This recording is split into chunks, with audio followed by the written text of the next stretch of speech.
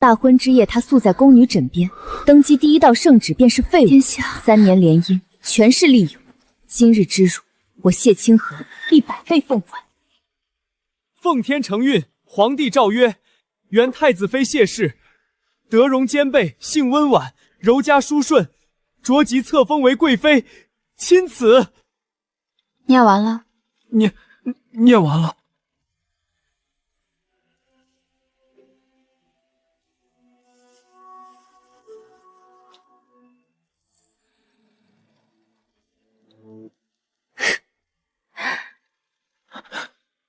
性温婉，亏他想得出来。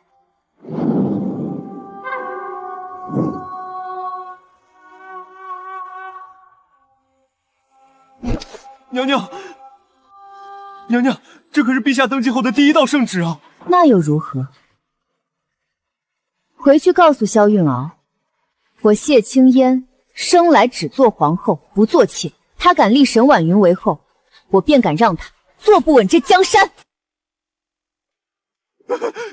娘娘，你烧了圣旨，陛下定会龙颜大怒，谢家也会被牵连啊！牵连？我谢家世代忠良，手握北京重兵，谁敢牵连？萧慎尧能坐稳皇位，靠的是我谢家铁骑，不是他那点廉价恩宠。娘娘饶命，奴才只是传话之人。传话？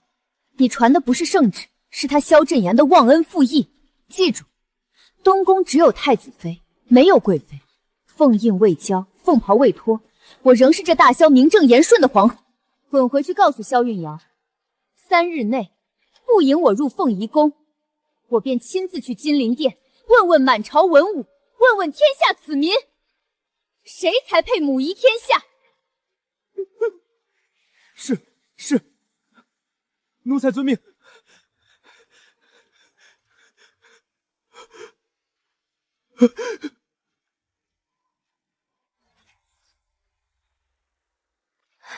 娘娘，您这又是何苦？哭什么？好戏才刚刚开始。可娘娘，咱们如今被困东宫，根本不知道外面的动静，也不知道陛下和沈姑娘那边又要耍什么花哨。你说的对，总不能坐以待毙。你速去宫门外打探风声，看看萧韵言和沈婉云的动向，顺便探探朝臣们的口风，有任何消息立刻回来报我。是娘娘，奴婢这就去。娘娘，奴婢都打听清楚了，小圣子回去复命后，萧楚阳在御书房里砸了好几套景泰丹瓷器，雷霆大怒。他这是在打朕的脸，是在告诉满朝文武，朕这个皇帝离了他们谢家就坐不稳这江山。然后呢？他更是破例留宿御书房，一夜传了3次水，分明是向您示威。留宿示威？他以为封锁东宫宠幸奸妃金就能逼我低头，真是可笑。他宠他的美人，我布我的棋局。这后宫谁主臣服，很快便见分晓。当初联姻本就是一场交易。青羽，我需要谢家的兵权，助我登上大位。殿下，我谢家从不做亏本的买卖，我要的是太子妃之位，以及日后的中宫凤印。你助我君临天下，我许你母仪天下。青羽，我必不负谢家。好，这桩交易我应下了。他要谢家兵权，我要母仪天下。如今皇位坐稳，他便要撕毁契约，将我一脚踢开。我本想传信爹爹，可他早已封锁皇宫，断我所有退路。不过明日就是元宵节，正好可以借此名义将消息传出去。他以为一道圣旨就能逼我认命。萧韵安，你想得太简单了。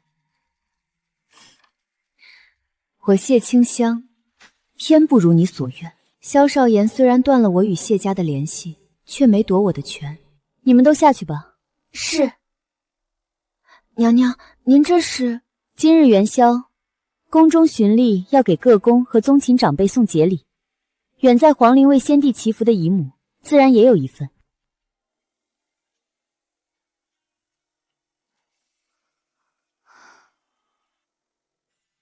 亲自送去，务必交到姨母手中。姨母乃先帝元后，最重谢氏荣耀。萧信阳想立一介宫女为后，姨母是第一个不会答应的。沈婉云不过是萧韵言小时候的贴身宫女，仗着几年旧情，就想骑到我头上，门儿都没有。我以为她只是想抬举沈婉云，给她个体面，压压我的气焰。毕竟我背后站着谢家，她再怎么糊涂，总该有个分寸。但这回，我倒是猜错了萧苑阳的心思。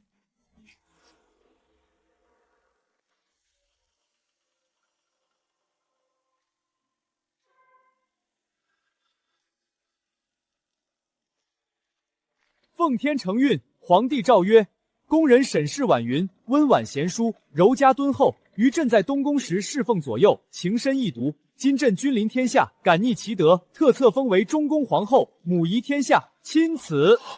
太子妃乃先帝亲赐，如今无故议后，与礼不合，宫女侧后，前属不由，恐动摇国本呐。臣有本奏。谢爱卿有何异议？陛下，臣女清豪乃先帝亲旨明媒正娶的太子妃，3年恪守本分，无半分过失。陛下登基理当册立为后，为何将后位收予一介宫女？放肆！谢爱卿，你是在质疑朕的决定吗？臣不敢，臣只是在陈述事实，请陛下一视同仁，还太子妃一个公道。请陛下三思。请陛下三思。好一个谢家，好一个忠心耿耿的肱骨之臣。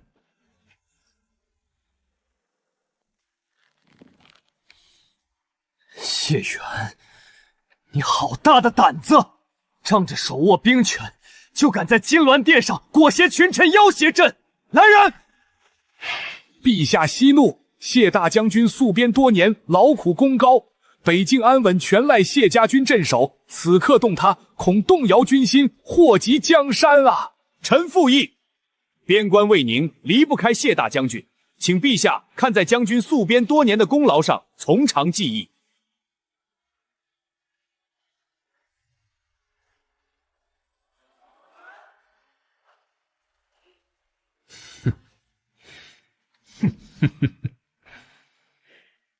谁说太子妃无过错？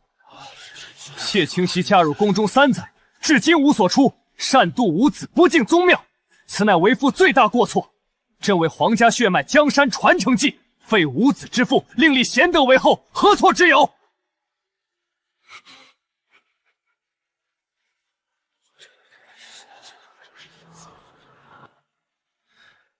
更何况，沈氏已为朕诞下皇长子萧承泽，母凭子贵，理当入主中宫。娘娘，金銮殿早已吵得不可开交，您当真半分不忧心吗？忧心无用，有父亲在，萧世阳翻不起风浪。娘娘，不好了！陛下他在朝堂上说您。但说无妨。陛下说，您3年无所出是最大的错。娘娘，3年无所出，萧振尧你也配说这话？3年夫妻同榻次数屈指可数，你忙于争储宠幸沈婉云，我见你的次数都不如见一个太监多。陛下还说，沈婉云以为陛下诞下皇长子，母凭子贵，册立为后。好一个萧振尧，竟将我瞒得如此彻底。清辉，天冷了，披上吧。我竟还信3分夫妻情分，到头来全是你演的一场戏。登基不过数日，便急着撕破脸皮，赶尽杀绝。丹竹，随我去金銮殿。爹爹，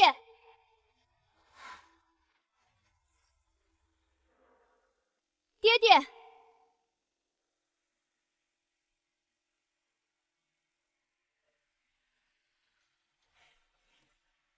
爹爹，金銮殿上不可乱语。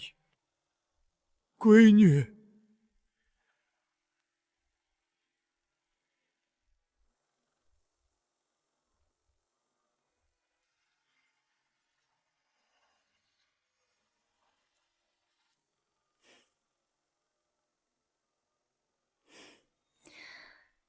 既然陛下心意已决，那就别后悔。朕绝不后悔。哟，妹妹还在东宫呢，我还以为妹妹心高气傲，早就该去冷宫收拾东西了。毕竟从明天起，这地方可就换主人了。谢清寒，你出身江门又怎样？先帝亲封的太子妃又如何？到头来，还不是要跪在我面前？我告诉你，从明天开始，我就让你这个将门贵女天天跪着给我请安，日日看着我母仪天下，看着我和皇上恩爱不移。我要让你知道什么叫云泥之别。你这个贱婢！你这个贱婢！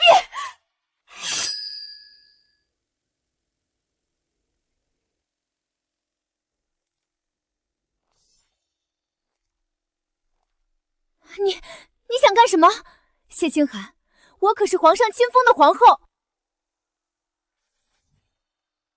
不想死，就给我滚！你竟敢让本宫滚！你好大的胆子！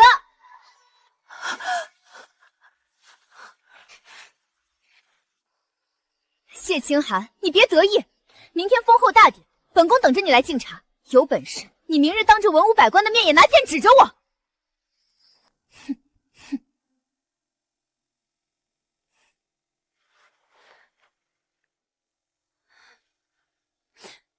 娘娘，难道真的要让她当上皇后？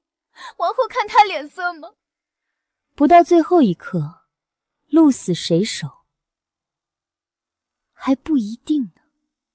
第二天天还没亮，宫里就开始忙碌。这谢氏女也真是，何必来自取其辱呢？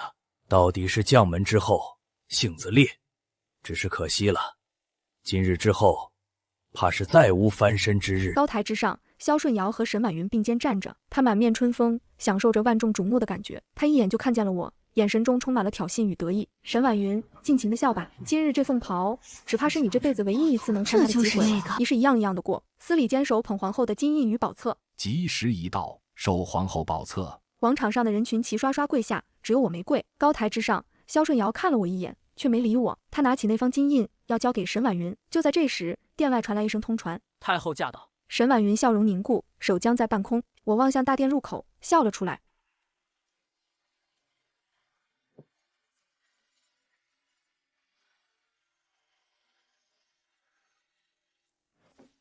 母后，今日是朕的封后大典，您怎么……皇上且慢，哀家这儿有一份先帝遗诏。这不可能！父皇怎会留下关于立后的遗诏？皇上是在质疑哀家，还是在质疑先帝？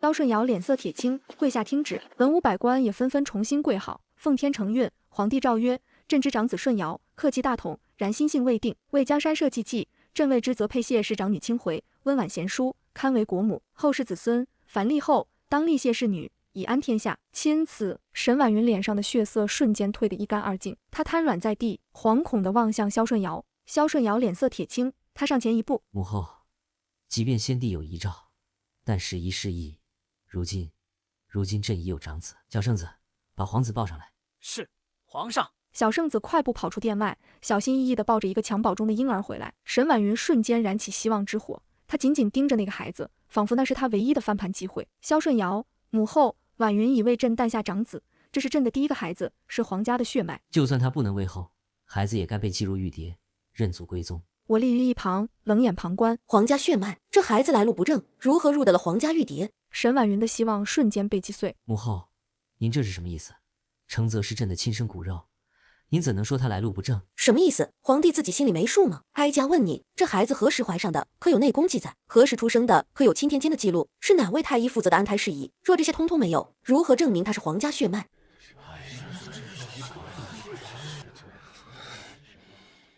够了！母后若不信，儿臣愿当众滴血认亲，以证承泽血脉。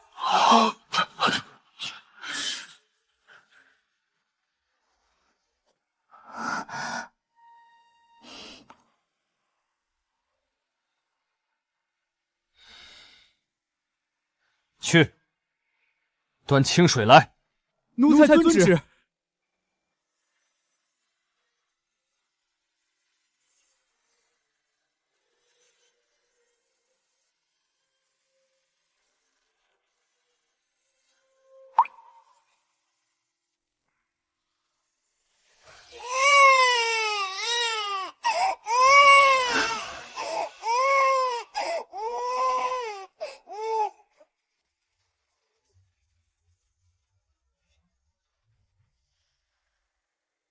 融了，真的融了！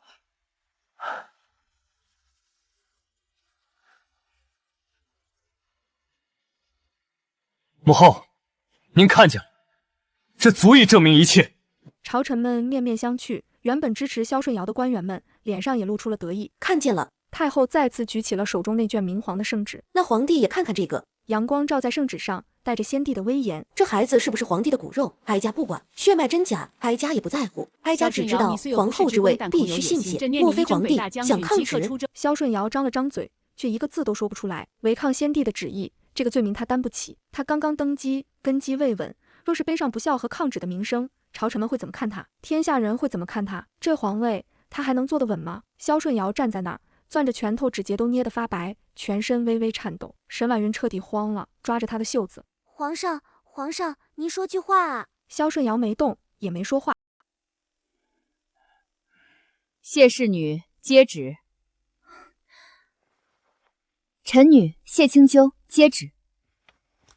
从今日起，你便是大萧王朝的皇后，母仪天下。把她身上那件凤袍给哀家扒了！你们干什么？滚开！别碰我！皇上，皇上救我！答应过我的，救我！陛下，满朝文武都看着呢。怎么，你是要为了一个来路不明的女人，连先帝的旨意和祖宗的颜面都不要了吗？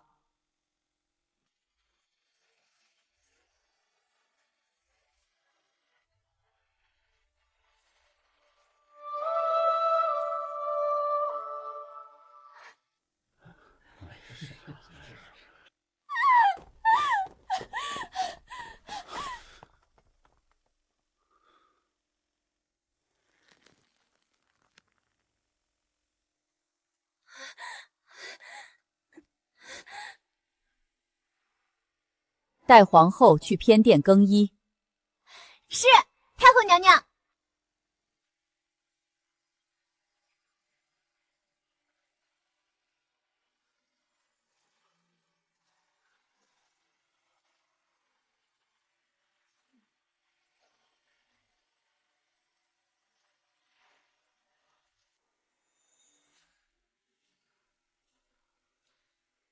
我所求的从不是这皇后的虚名，而是能真正掌控自己的命运。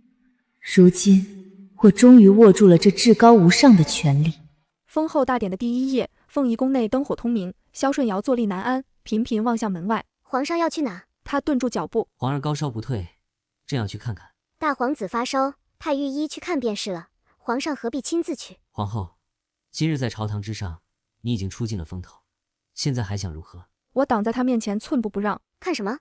你是太医，还是会治病？他的脸色沉下来。谢清回，那是朕的儿子。我知道，所以我派了最好的御医去。你去了能干什么？干着急还是添乱？他噎住了，脸色一阵青一阵白。我放缓了语气，走近一步，抬手帮他理了理衣襟。皇上，今晚是封后大典第一夜，你要是去了贵妃那儿，明天言官的折子怎么写？帝后大婚之夜，帝弃后而去，宿于贵妃宫。这话难道好听吗？我是为您着想。他眼底的松动一闪而过。从前他还是太子时，也是这样，我帮他分析局势，帮他拉拢朝臣，帮他应付那些明枪暗箭。那时候他看他的眼里是有感激的。后来就没了。我拉着他在桌边坐下，给他倒了杯茶。等御医来回过话了，知道大皇子没事了，您再歇息，行吗？他看着我，端起茶喝了一口。好。过了约莫半个时辰，外面传来小圣子的声音：皇上，御医来回话了。启禀皇上，大皇子只是受了些风凉，烧得不厉害，臣已经开了药，服下便好。萧顺尧明显松了口气。行了，下去吧。皇上现在可以放心了吧？他点点头。夜深了，那臣妾帮您宽衣吧。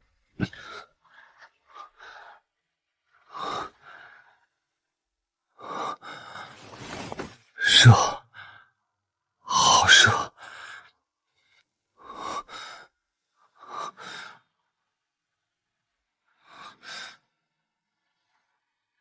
什么是罪？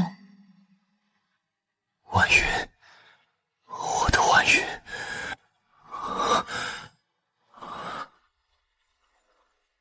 婉云，你来了，真好想你。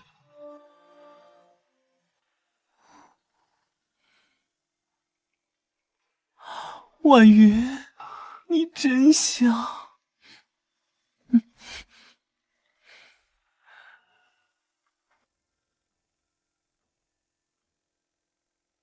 让他好好在梦里跟他的婉云相会吧，这就算是我对他最后的补偿。他刚才喝的那杯茶里加了料，再加上这安神香里掺杂的合欢草，两样东西凑在一起，足以让他做一夜的美梦。在梦里，他想见谁就能见到谁。经此一事，我彻底想明白了，在这深宫里，没有子嗣傍身，早晚要被人踩到泥里。所以子嗣这东西，我还真就得要一个。可是我嫌它脏，从今往后，我绝不让它再碰我分毫。不过，要一个名正言顺的孩子，又不委身于他，我已有了万全之策。萧顺尧醒来的时候，揉着脑袋，一脸迷糊。皇上，你醒了。我坐起身，脸上带着些羞意，看了他一眼，又低下头去。他愣了一愣，目光落在我的脖颈上，几道暧昧的红痕清晰可见。他脸上一僵，像是想起了什么。朕昨晚梦浪了。我紧紧咬着下唇，一言不发，默默地低下头。他咳嗽一声，坐起来。小圣子听见动静，赶紧进来伺候他穿衣。他收拾停当，回头看了我一眼，想说什么，又没说出口，最后只是道：朕去上朝了。等他走后，我才慢慢坐起来，拢好衣襟，对着镜子照了照脖子上的痕迹。为了弄出这些玩意儿，可费了我好大劲儿。淡竹端着水进来，看见我对着镜子，忍不住笑了。娘娘，您这手艺越来越好了。为了弄出这些，可费了我好大的劲。不过，只要能让他信以为真，一切都值得。殿外传来一阵喧哗。贵妃娘娘，您不能进去。皇后娘娘还未传召。贵妃娘娘。谢清溪，你好手段啊！放肆！竟敢直呼皇后娘娘名讳！贵妃这一大早的，不在自己宫里陪着皇长子，跑到我这凤仪宫来撒什么野？你少跟我装蒜！我问你，昨晚泽儿高烧不退，我派人去请皇上，你凭什么拦着？你安的是什么心？贵妃这是说的哪里话？我昨夜与皇上共度良宵，何曾见过你宫里的人？你胡说！他们说凤仪宫的人不让通传，一定是你搞的鬼。哦，陛下若想去，谁能拦得住他？你强词夺理！强词夺理的是你。本宫是妻，你是妾，君教家事亦有纲常。你深夜派人叨扰帝后安全，已是失仪，如今还敢闯宫质问，更是大不敬。真以为有皇上几分宠爱，就可以无法无天？行了，贵妃要是没别的事儿，就请回吧。看见你这张脸，本宫连早膳都用不下了。谢青南，你别得意，咱们走着瞧。娘娘说，出大事了！城西山里塌方，露出一块石碑，刻着承天恩泽天下，宫里宫外都传疯了，说这是天降祥瑞，皇长子天命所归。好一出天命所归的戏码！皇上他龙颜大悦，在朝堂上当着文武百官的面说要顺应天意，择日册立萧承泽为太子。这世上哪有什么天降祥瑞，不过是一场骗局罢了，也就骗恋爱脑的萧运言。姐姐，您听说了吧？皇上要立泽儿为太子呢。贵妃消息灵通，本宫这里刚得了信儿，你后脚就到了。姐姐出身再好又怎样？占着这个皇后的位子又怎样？这凤位啊，坐得稳才算数。你说等将来我们泽儿登基了，我可就是圣母皇太后了，到时候整个后宫不，整个天下都是我们母子的。到了那个时候，你谢青团见了我还得恭恭敬敬的跪下给我磕头请安呢。将来的事谁又说得准呢？贵妃还是先顾好眼下吧，万一这太子之位只是空欢喜一场呢？你胡说，这可是天意，谁敢违抗？天意难测啊！哼，你就嘴硬吧，等泽儿的太子册封大典举行之日，我看你还笑不笑得出来。3日后，立储大典，沈婉云抱着萧承泽站在高台上，趾高气扬。萧顺尧站在他身侧，脸上带着笑，看着台下群臣。司礼监刚要宣旨，殿外不合时宜的传来一声：“太后驾到。”沈婉云的笑僵在脸上，萧顺尧的脸色也变了。姨母走进来，还是那副淡淡的模样。皇上且慢。萧顺尧眉头紧锁。母后，今日是册立太子的大典，关乎国本，您为何要阻止？皇上哀家问你，这孩子几岁了？萧顺尧不明所以，诚实道：回母后，泽儿已经快满半岁了。1岁不到，那就是还没入玉蝶吧？萧顺尧一愣，太后说的是啊，皇长子尚未继入玉蝶，这名分。按制，皇子公主满周岁后，才由宗人府择吉日继入玉蝶，此乃规矩。母后，入玉蝶不过是早晚的事，何必拘泥于此等细节？按我大周历朝以来的祖宗规矩，未满3岁未入玉蝶的皇子不得立为储君。皇上莫非是忘了，还是想做我朝第一个违背祖宗的君王？母后，这是天意，是那块石碑昭示的天意。天意？皇上登基不久就要被一块来路不明的石头牵着鼻子走了吗？萧顺尧正要开口抢辩，那石碑，陛下若是真信那玩意儿，才是糊涂。我爹大步流星地走进殿内，身后跟着2名侍卫，拖着一个血肉模糊的人。那人被扔在地砖上，浑身是伤，衣服破烂，拖出一道长长的血痕。满朝文武一片哗然，纷纷避让，面露惊色。沈婉云更是吓得尖叫一声，连连后退，险些将怀里的孩子摔落。谢爱卿，你这是做什么？竟敢带凶器挟犯人擅闯金銮殿！我爹对萧顺尧的怒火视若无睹，对着萧顺尧和太后拱手行礼。臣救驾来迟，请陛下、太后恕罪。救驾？何来的驾可救？此人乃是城西的石匠。昨夜臣接到密报，称所谓的祥瑞石碑是奸人伪造，意图蛊惑军心，动摇国本。昨夜他已经全招了。殿内顿时炸开了锅，沈婉云的脸刷的一下白了。你说的是真的？哼，是真是假，让他自己说便是。我爹猛地转身，用靴尖踢了踢他，说：是谁指使你干的？若有半句假话，本将军立刻让你人头落地。那石匠被吓得魂飞魄散，浑身剧烈的颤抖起来。石匠趴在地上，哆哆嗦嗦的抬起头，快说。是沈贵妃娘娘身边的春信姑姑。所有人的目光齐刷刷的转向了沈婉云。沈婉云身体猛地一晃，几乎要瘫倒在地。他给了小的50两银子，还说事成之后另有重赏。小人一时财迷心窍，陛下饶命啊！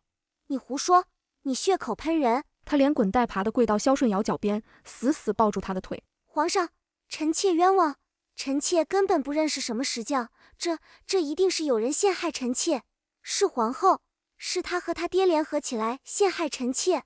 皇上，你要相信臣妾啊！萧顺尧的脸色难看到了极点，他看着脚下的沈婉云，又看看殿中虎视眈眈的众人，他被架在火上，进退两难。陛下，沈贵妃伪造祥瑞，散布谣言，蛊惑圣听，图谋储位，其心可诛。按我朝律法，当废除妃位，打入冷宫，请陛下降旨。够了！萧顺尧突然出声打断我爹。他看着沈婉云，闭上眼睛，在睁开时，眼神中已满是决绝。他亲自扶起沈婉云，将她护在身后。定是那宫女自作主张，不关贵妃的事。来人，把春信拖下去，杖毙。陛下，区区一个宫女，哪来这么大的胆子和银两？此事必有主谋。朕说无关，便无关。谢清湖，你这个贱人，你满意了？本宫不知你在说些什么。你不知道，你装什么蒜？要不是你，后位本该是我的；要不是你和你那个该死的大爹，我的泽儿现在已经是太子了。你抢走了我的后位，现在又来抢我儿子的太子之位，你到底想怎么样？你为什么非要跟我过不去？我到底哪里得罪你了？我恨你谢清溪，我恨不得喝你的血，吃你的肉。你仗着你爹的兵权，仗着太后的偏爱，处处打压我，你根本不配做皇后。你口口声声说本宫抢，可本宫倒想问问你，何必用这个抢字呢？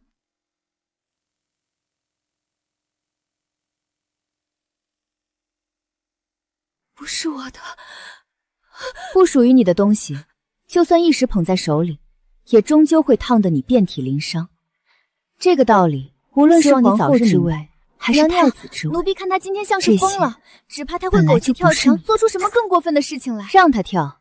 一个人只有在最绝望的时候，才会使出最愚蠢的招数。他急了，那就离死不远。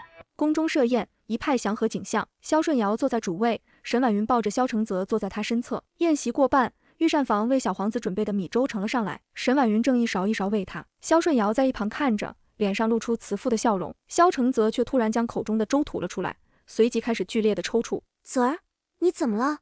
泽儿，太医，快传太医！一名年迈的太医连滚带爬的跑了过来，手忙脚乱的为萧承泽把脉施针，忙活了好一阵子，才勉强止住抽搐。萧承泽躺在那里，脸色青灰，呼吸微弱。大皇子到底怎么样了？太医从怀中取出一根银针，高高举起。是中毒，大皇子中毒了。太医话音刚落，沈婉云猛地抬头看向我。是你，一定是你。他转向萧顺尧，哭得肝肠寸断。皇上，一定是他，他嫉妒臣妾有责儿，嫉妒您宠爱臣妾，他想除了我的泽儿，好让他未来的孩子独占太子之位。他猛地转头看向我，谢清回，你这个毒妇，你竟敢对一个半岁的孩子下此毒手！我依旧端坐在凤位上，面色沉静。陛下，凡事都要讲证据，凭什么说毒是臣妾下的？沈婉云趁机扑到萧顺尧脚边，扯着他的龙袍哭喊：皇上还要什么证据？这宫里除了他，还有谁容不下我们母子？求您为臣妾和泽儿做主啊！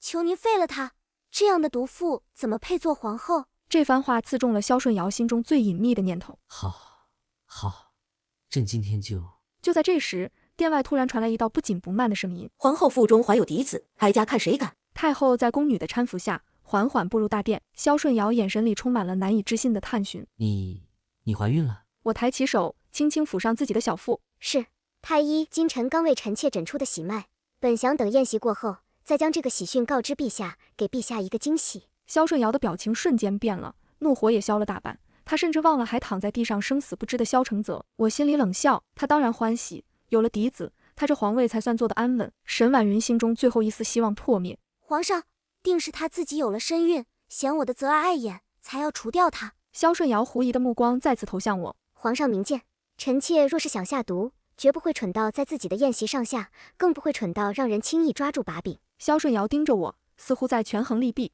妹妹口口声声说本宫是凶手，可有证据？今日所有碰过那碗粥的人，臣妾已经让人去找了，皇上亲自审一审，自然水落石出。不一会儿，人就被带上来了。御膳房的2个小太监，一个管烧火的，一个管端盘的。萧顺尧沉默了一会儿，挥了挥手，小圣子会意，立刻端来一个托盘，上面放着钳子、锤子、小刀等器具。2个小太监吓得魂飞魄散，哭喊着：陛下饶命！皇后娘娘饶命！奴才什么都不知道啊！一名侍卫蹲下身，抓起太监的手，另一名侍卫拿起一把铁钳，对准了他的指甲。不，陛下饶命！拔到第3根指甲时，那太监瘫在地上，气若游丝。陛下，奴才说。侍卫抬头看向萧顺尧，他微微颔首，侍卫这才松开了手。是贵妃娘娘，是贵妃娘娘身边的春信姑姑，她给了奴才一包药，让奴才找机会下在大皇子的吃食里。你胡说，春信早就死了。是春信死前交给奴才的，他说贵妃娘娘吩咐的，一定要办成。殿内霎时万籁俱寂。原来沈贵妃那么早以前就开始筹谋此事了，真是好深的心计，好长的谋划啊！沈婉云嘴唇哆嗦着，一个字也说不出来。萧顺尧看着他，眼中全是不敢相信。婉云，你为什么要这么做？我萧慎航，你居然有脸问我为什么？你答应过我什么？你说过会封我为后，你说过会让我们的泽儿当太子，可你做到了吗？你一次次的食言。朕说过，朕在筹谋，朕需要时间。筹谋？你筹谋来筹谋去，我可还是个贵妃，泽儿还是个庶子。你告诉我，我还等什么？你给不了我，我自己想办法，有什么错？陛下，说，陛下，大皇子没了。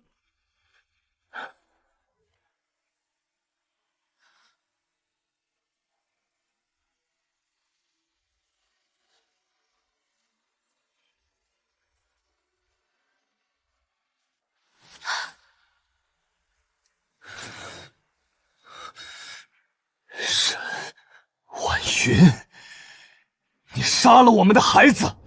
他没有打下去，而是痛苦的一把抓住沈婉云的衣襟，将她狠狠推倒在地。沈婉云扑到床边，颤抖着手探了探孩子的鼻息，一片冰冷。她抱着萧承泽的尸体，终于发出一声绝望到极致的悲鸣。不可能，怎么会这样？大夫明明说过，那药只是看着吓人，绝不会危及性命的，怎么会死呢？泽儿，我的泽儿，你醒醒啊！娘不是故意的，娘真的不是故意的啊！泽儿，我和姨母对视了一眼，谁都没说话。萧承泽是怎么死的，我心里清楚得很。那药应该只会让人吐一吐，闹一闹，不会真要了命，可偏偏就要了命。姨母的手段我还是知道的，先帝子嗣凋零，这里头可少不了我这位姨母的功劳。萧承泽死后，沈婉云疯了，她整天抱着一个枕头，管他叫泽儿。喂，他吃饭，给他换尿布，抱着他哼摇篮曲。萧顺尧起初还去看他，可每次去他都尖叫着拿东西砸人。有一次萧顺尧不小心说了一句那不是泽儿，沈婉云就抄起茶壶砸过去，差点砸破他的头。后来萧顺尧就不去了，他给萧承泽办了场风风光光的葬礼，葬进了帝陵，还追封了个端惠太子。端惠太子不过是个虚名罢了，我压根儿不在意。而我的肚子也一天天大起来，天气越来越热，天天绑着个枕头，我也怪难受的。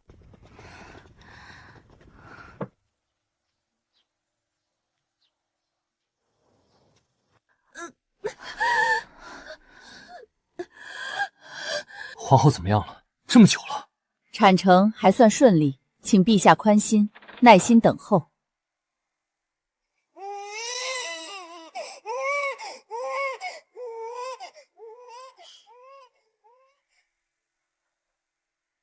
恭喜陛下，贺喜娘娘，是位健康的皇子。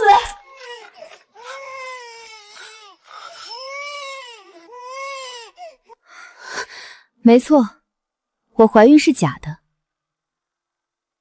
萧世言，你处心积虑想除掉谢家，想除掉我，却不知我早已为你准备好了你的嫡长子。太和殿内，文武百官分列两侧，气氛严肃。我爹谢将军走到大殿中央，启禀陛下，太子殿下已满3周岁，天资聪慧，身体康健，乃我大前之福。诚恳请陛下遵循祖制，早日册立太子为储君，昭告天下，以护国本。话音刚落，数名与谢家亲近的朝臣立刻出列附和。臣等附议，请陛下早立太子，以顾国本。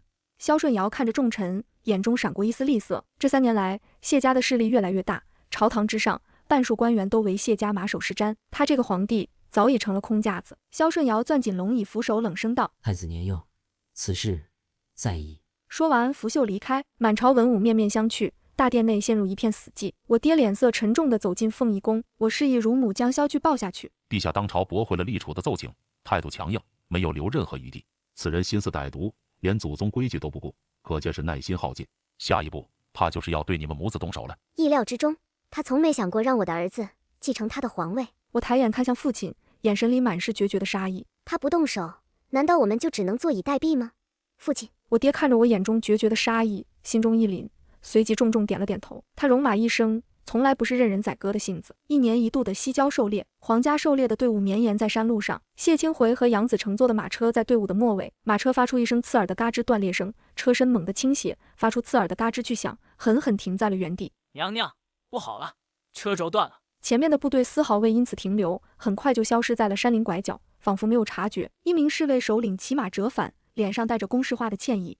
皇后娘娘请在此稍后，陛下狩猎要紧，圣驾不便耽搁。末将会留下几人护卫娘娘，待修好马车后，立刻跟上大队。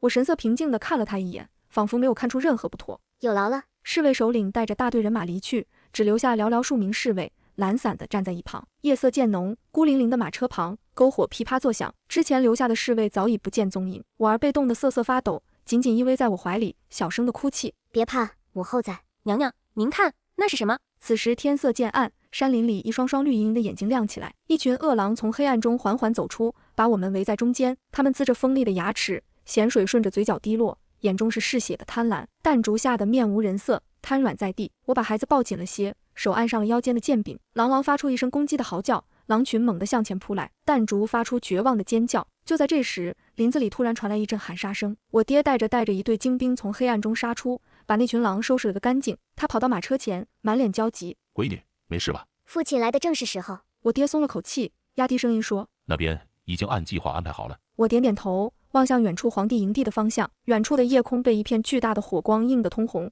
萧顺尧，你想让我和我的儿子葬身狼腹，尸骨无存？你不知道的是，我也想让你死在我精心布置的火海里，灰飞烟灭。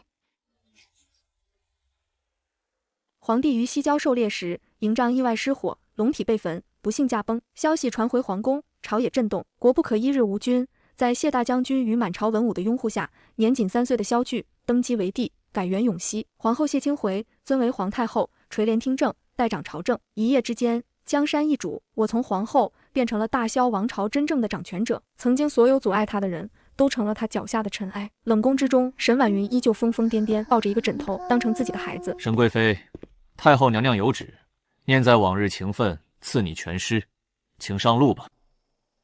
沈婉云缓缓抬起头，浑浊的眼中闪过最后一丝清明。他看着那杯毒酒，突然发出一阵神经质的低笑，笑声越来越大，最后化为绝望的惨笑。他没有挣扎，也没有求饶，颤抖着手端起酒杯，一饮而尽。沈婉云倒在地上，身体抽搐了几下，便再无声息。萧顺尧不是最爱他，那黄泉路上有他陪着，他也不孤单。